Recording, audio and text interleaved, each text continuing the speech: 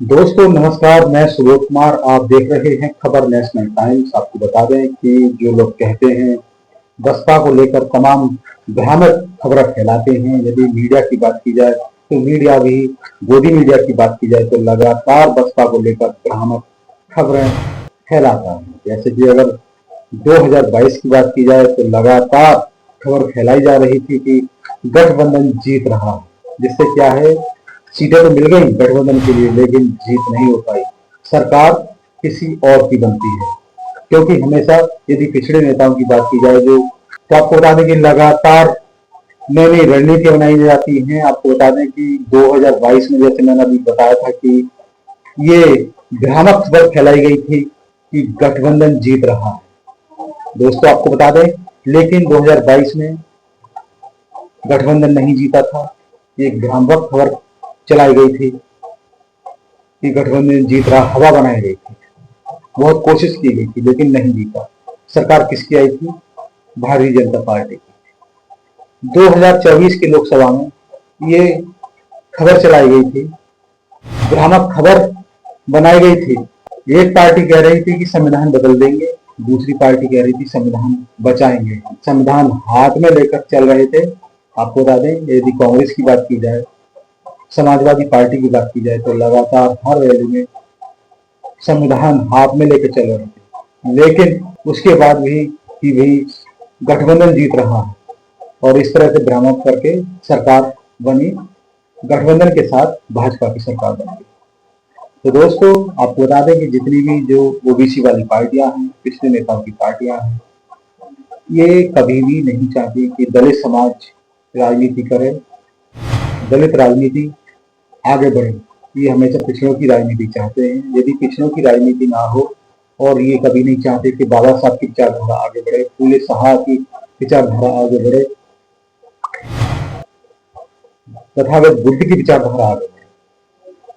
आपको बता दें कि ये चाहते हैं कि बेशक केंद्र में मनुवादी पार्टी की सरकार बन जाए, भाजपा की सरकार बन जाए, लेकिन जो बाबा साहब की विचारधारा, अम्बेडकर विचारधारा, अम्बेडकर जो विचारधारा की पार्टी है, उसकी सरकार नहीं होनी चाहिए, वो सत्ता में नहीं आनी चाहिए। तो इस तरह से उसको गिराने के लिए तमाम तरह के हथकंडे अपनाए जाते हैं। आप देख सकते हैं कि जो कहते हैं कि भाई बसपा खत्म हो रही है, आप उसका प्रदर्शन देख सकते हैं किस तरह से ये ट्वीट किया गया है विश्वनाथ पाल जी के द्वारा।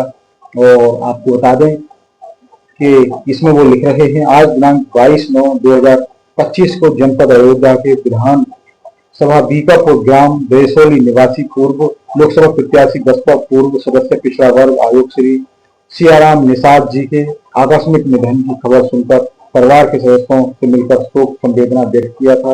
विधानसभा बीकापुर ग्राम सलियामपुरी निवासी एडवोकेट श्री राजकुमार पाल के बड़े भाई श्री राममुख पाल जी के आकस्मिक निधन खबर सुनकर उनके घर पहुंचकर परिवार के सदस्यों से मिलकर शोक संवेदना व्यक्त की। दोस्तों आपको बता दें कि ये पीड़ित परिवार से मिलने गए थे विश्वनाथ पाल जी।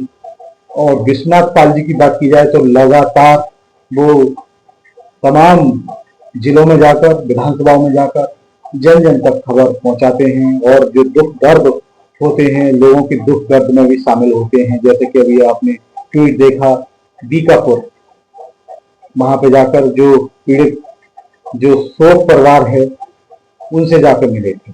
वहीं आपको बता दें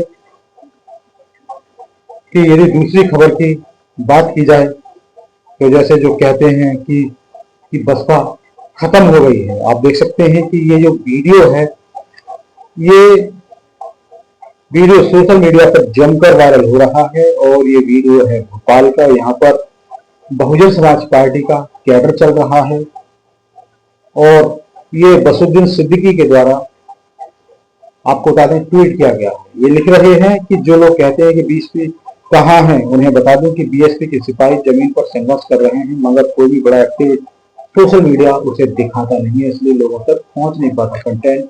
और आपको बता दें कि यदि बहुजन समाज पार्टी की बात की जाए तो ये धन्ना सेठों की पार्टी नहीं है, ये सामाजिक पार्टी है, समाज के द्वारा ही चलती है।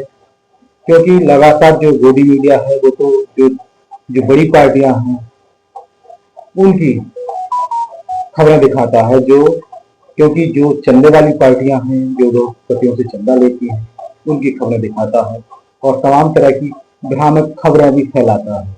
लेकिन आप देख सकते हैं इस वीडियो में कि ये कोई पैसे देकर बुलाई गई भीड़ नहीं है, ये लोगों का एक जुनून है। आप देख सकते हैं कि इस वीडियो में किस तरह से लोगों का जुनून नजर आ रहा है। ये जैसे कि बहुत बड़ी बड़ी रैलियां होती हैं, उन रैलियों में किसी को 500 1000 रुपए देकर 600 रुपए देकर भाड़े पर बुलाया जाता है, बसों में दबाकर धकेला जाता है, लोगों को धमकी देकर बुलाया जाता है, जबरदस्ती बुलाया जाता है। लेकिन ये कोई जबरदस्ती बुलाए हुए युवा नहीं है, ये कोई जबरदस्ती बुलाई हुई जुनून नहीं है। इन लोगों के अंदर एक जुनून है, एक कैडर का जुनून है, इसलिए ये लोग यहाँ पर आए हुए हैं। तो दोस्तों, ये भी एक बड़ी खबर थी। और वहीं आपको, क्योंकि लगातार यदि बहुजन समाज पार्टी की बात की जाए तो लगातार उनके कार्यक्रम चलते रहते हैं। यदि बात इंदु चौधरी की जाए तो इंदु चौधरी आजमगढ़ विधानसभा से लगातार लोगों तक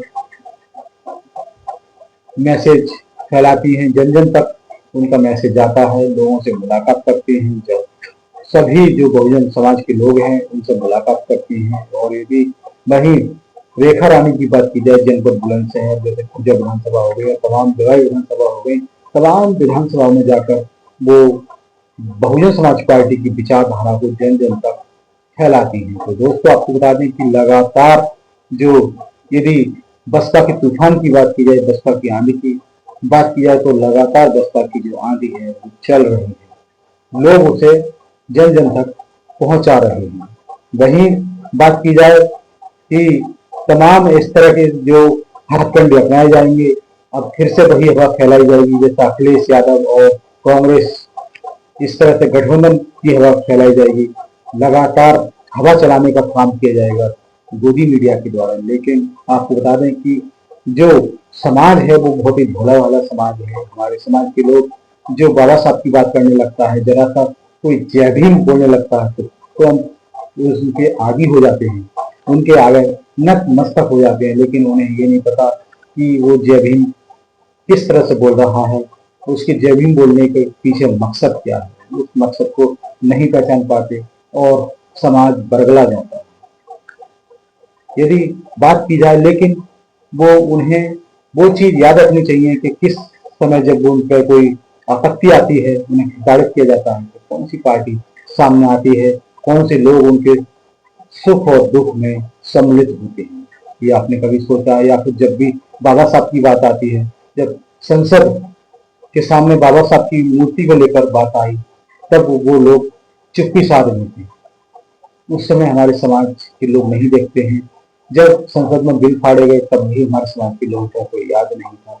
तो दोस्तों, ये बड़ी खबर थी बसपा को लेकर, और किस तरह से उनके जो चल रहा है कार्यक्रम लगातार, जैसे कि आपको बता दें कि लखनऊ में 9 अक्टूबर को बहुजन समाज पार्टी की रैली है साहब काशीराम की पुण्यतिथि पर, तो उसको लेकर जबरदस्त तरीके से प्रचार किया जा रहा है। बड़ी खबर थी बसपा को लेकर। धन्यवाद।